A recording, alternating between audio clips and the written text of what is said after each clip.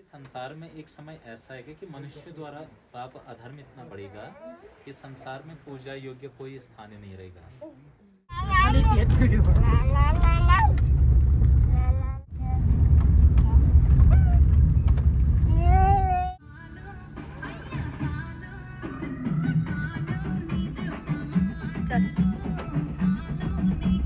Hello guys, कैसे हैं आप सब। आई होप आप अच्छे होंगे और मैं भी अच्छी हूँ। तो आज का ब्लॉग है हमारा भविष्य बद्री का। तो हम आपको बताएंगे भविष्य बद्री का नाम भविष्य बद्री क्यों पड़ा। तो हमारे ब्लॉग में जुड़े रहिए। तो स्टार्ट करते हैं ब्लॉग। तो हम पहुंच चुके हैं जोशीमठ के मेन मार्केट में। लेफ्ट साइड को जो रोड जा रही है वो जा रही है तपोवन के लिए, और तपोवन यहाँ से 15 किलोमीटर है और भविष्य बद्री 22 किलोमीटर है। इन केस अगर यहाँ पे किसी के पास अपनी ओन कार नहीं है तो यहाँ पे टैक्सी भी अवेलेबल है। तो यहाँ पे कोई दिक्कत नहीं है आपको भविष्य बद्री जाने के लिए। तो यहाँ से होता है हमारा सफ़र स्टार्ट।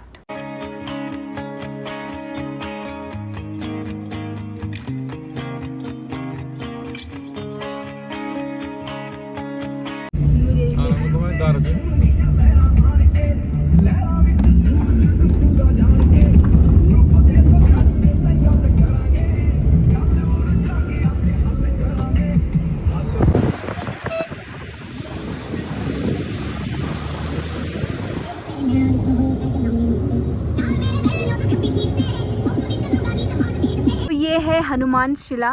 माना जाता है यहाँ पे हनुमान जी के आकार का एक पत्थर है जो कि बड़ा गांव के 1 किलोमीटर पास में है। तो आप देख सकते हैं।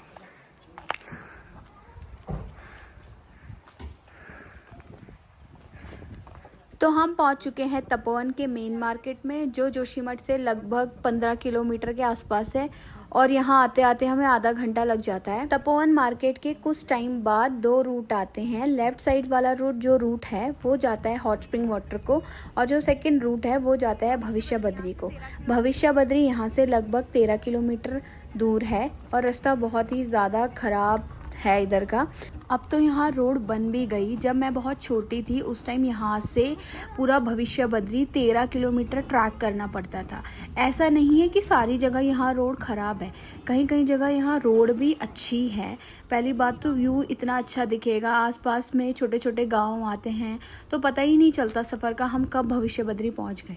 तो हम पहुंच ही गए थे भविष्य बद्री के मेन गेट पे। मीन्स यहाँ पे गाड़ी पार्क की जाती है, जो अपनी गाड़ी लेके आते हैं। और ये गेट है, यहाँ पे लिखा हुआ है भविष्य बद्री।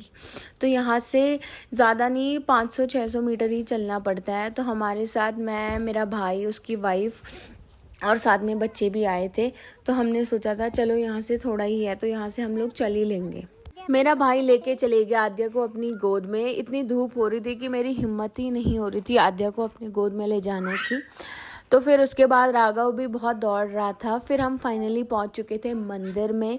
और गाइस, ये है यहाँ का बहुत ही खूबसूरत मंदिर भविष्य बद्री। माना जाता है कि आने वाले टाइम में बद्रीनाथ जी की पूजा इसी स्थान पे होगी। तो आप बने रहिए मेरी वीडियो में। तो हम आपको यहाँ की पूरी हिस्ट्री बताएंगे एज अ पंडित जी के थ्रू।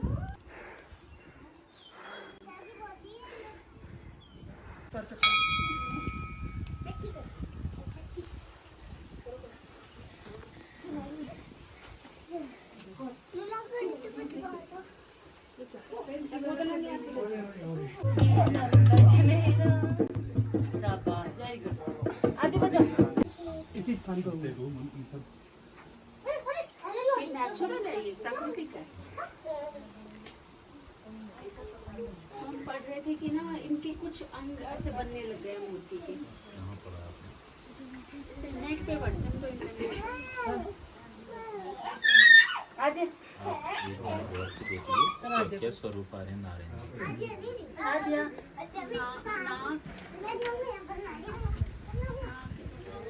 फेस है, नाक लग रहा है मुझे, आंखें बनने लग रही हैं। आंखें दिख रही हैं। और टीका है माथे पे। और कुछ हम आपको बताएंगे, आप देखना। जहाँ बीच में छत्र है, छत्र के पीछे देख लीजिए, ये भगवान का मुख उतारा ऊपर ऐसे देख लीजिए, दिखाई दे रहा है। कटिंग करो ना जो नेचुरल, नेचुरल करेंगे। जहाँ पर चांदी का मुकुट है उसके पीछे देख लीजिए कुछ हिस्सा उभर के आ रहा है, वो शेषनाग जी है। दिखाई दे रहा है आपको फन की तरह। जहाँ पर तिलक हुआ है भगवान का उसके ठीक बीच में आप नीचे को देखेंगे, बीच में देखेंगे तो ऐसे तिरछे में भगवान की आंखें बनती हैं। और यहाँ पर भगवान जी पद्मासन में बैठे हैं, अपने घुटने के बल बैठे हैं, घुटने पे हाथ रखा है भगवान नारायण जी ने। तो यहाँ नीचे जहाँ सफेद पुष्प है उसके नीचे देख लीजिए भगवान ने अपने घुटने पे हाथ रखा है। दिखाई दे रहा है आपको जी। और भगवान के बाएं अंग में ईश्वर माता लक्ष्मी, ईश्वर गणेश जी, जहाँ पर नीचे तिलक हुआ है वहाँ पर गौर से देखेंगे तो आपको गणेश जी दिखाई देंगे। जी जी। तो ये धीरे धीरे मूर्ति अपने आप ही रूप ले रही है ना? अच्छा, तो कितना समय लगेगा इसमें पंडित जी? कुछ ऐसा है शास्त्रों में लिख? भविष्य बदरी तभी नाम पड़ा है कि भविष्य के गर्भ में क्या क्या छुपाया अभी किसी को नहीं पता। मतलब 100 साल, 20 साल, 50 साल, 1000 साल, कुछ नहीं हम आपको पता। बता रहे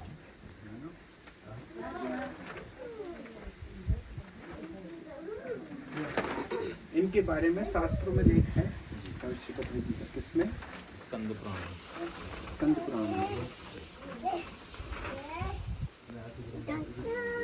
सर्दियों में बर्फ गिरती होगी तो यहाँ फिर आप रहते हैं सर्दियों में? जी, पूजा 12 महीने। पूरे 12 महीने। तो यहाँ जब बर्फ गिर जाती है तो कैसे पॉसिबल हो पाता है यह सब जीवन? नारायण की कृपा है, बिना उनके। ये जैसे खाने का अन्न, अनाज, रहना, ये सब। यहाँ भी रहते हैं और नीचे गाँव में भी रहना होता है। आपका गाँव नहीं है?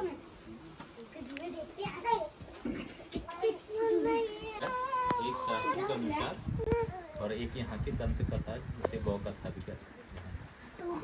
तो हम आपको आज दोनों सुनाएंगे कि इस स्थान को भविष्य बद्री नाम से जाना जाता है। भविष्य बद्री मतलब भविष्य में आने वाले बद्रीनाथ। कहते हैं कि जोशीमठ में जो नरसिंह मंदिर है वहाँ भगवान नरसिंह की एक भुजा धीरे धीरे पतली होती जा रही है। एक समय ऐसा आएगा कि वह पूरी तरह से क्षीण हो जाएगा और बद्रीनाथ में जो नर नारायण पर्वत है वो आपस में मिल जाएंगे और भगवान बद्रीनाथ जी अंतर ध्यान हो जाएंगे। तत्पश्चात भगवान नारायण जी इसी स्थान पर अपने चतुर्भुज रूप में विराजमान होंगे। जैसा कि आपको पता होगा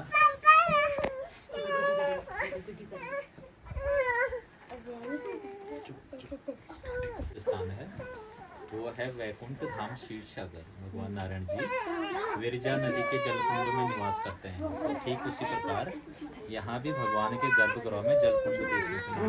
यहाँ नीचे भगवान का गर्भगृह में जलकुंड है। और जैसे जैसे नवजात शिशु अपनी उम्र के हिसाब से बढ़ते हैं ना, वैसे वैसे यहाँ नारायण जी समय के हिसाब से बढ़ रहे हैं।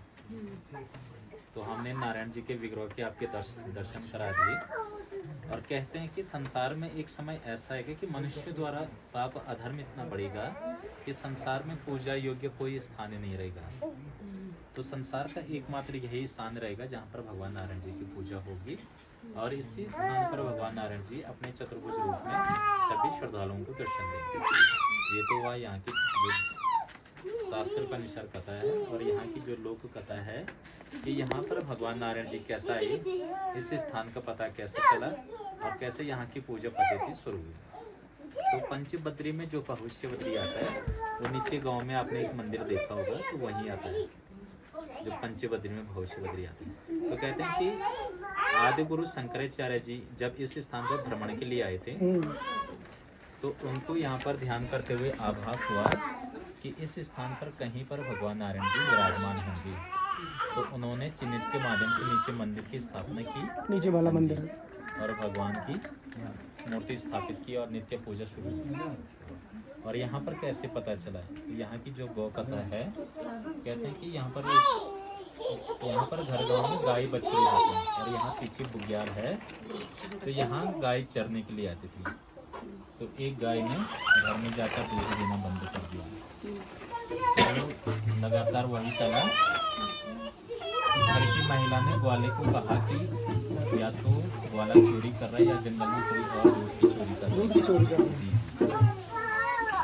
तो ग्वाले का पीछा किया गया। ग्वाले को कहा गया कि अगले दिन तुम गाय का पीछा करना, और जैसे अगले दिन गाय का पीछा किया गया तो गाय का नित्य दिन अपने झुंड के साथ आना, और वो तो ग्वाले ने पीछा करना शुरू किया। और गाय का एक स्वभाव होता है कि जहाँ भी जाएगी तो चढ़ते चढ़ते जाना। तो यहीं पास में आकर गाय ने घास चरना शुरू किया, और ग्वाला थोड़ी देर के लिए बैठा तो ग्वाले की आंख लग गई। जब तक ग्वाला की नींद खुली तो यहाँ से जा चुका था, गाय यहाँ से जा चुकी थी। तो ग्वाले को इतना तो आभास हो गया कि यहीं आसपास कुछ तो हो रहा है। तो जब यहाँ पर आकर देखा तो पूरी शिला पर दूध का रिसाव हो रहा था, और नीचे घास में भी दूध बह रहा है। तो उसी दिन से इस यहाँ के निवासियों को पता चला कि जो आदि गुरु शंकराचार्य द्वारा भविष्यवाणी की गई थी कि इस स्थान पर कहीं पर नारायण जी विराजमान होंगे, तो वो यही स्थान है। और इसी स्थान पर उस दिन से भगवान की नित्य पूजा होनी शुरू हो गई। तो यही कहानी है यहाँ की। बोले भविष्यवती भगवान की जय। आपने थोड़ा बहुत सुना ही होगा कि पंडित जी ने बताया इस मंदिर का रहस्य पहाड़ी गाय और शास्त्रों के अकॉर्डिंग जुड़ा हुआ है। हाँ, मुझे पता है बच्चों की बहुत ज़्यादा आवाज़ आ रही थी पीछे से, क्योंकि हमारे साथ एक फैमिली और ऐड हो चुकी थी, तो उनके बच्चे भी साथ में बहुत रो रहे थे। फिर हम चले गए ऊपर। यहाँ पे बहुत अच्छा व्यू था, बहुत सुकून मिल रहा था, तो हमने सोचा चलो यहाँ पे थोड़ा देर बैठ जाते हैं जंगलों के बीच में। आई नो गाइज, मैं अपना वीडियो अच्छे से शूट नहीं कर पाई क्योंकि बच्चे इतने ज़्यादा चिल्ला रहे थे, बट मुझे यहाँ के दर्शन करके बहुत ज़्यादा सुकून मिल रहा था और बहुत ही ज़्यादा पॉजिटिव वाइब्स आ रही थी। अगर आप भी यहाँ के दर्शन करोगे तो आपको भी यही वाइब्स आएंगी। तो फिर हम चले गए घर की ओर, क्योंकि टाइम भी बहुत ज़्यादा हो चुका था और हमारे साथ बच्चे थे तो वो भी बहुत ज़्यादा रो रहे थे। तो गाइज़, ये जो गांव दिख रहा है ये गांव है रिंगी गांव। ये भविष्य बद्री जाते टाइम पड़ता है। यहाँ की सबसे अच्छी बात है यहाँ आपको बहुत सारे गांव मिलेंगे। कथा के माध्यम से पंडित जी ने बताया जोशीमठ में स्थित नरसिंह देवता का मंदिर, जहां नरसिंह भगवान की पूजा होती है, उनकी दाईं भुजा धीरे धीरे पतली होती जा रही है।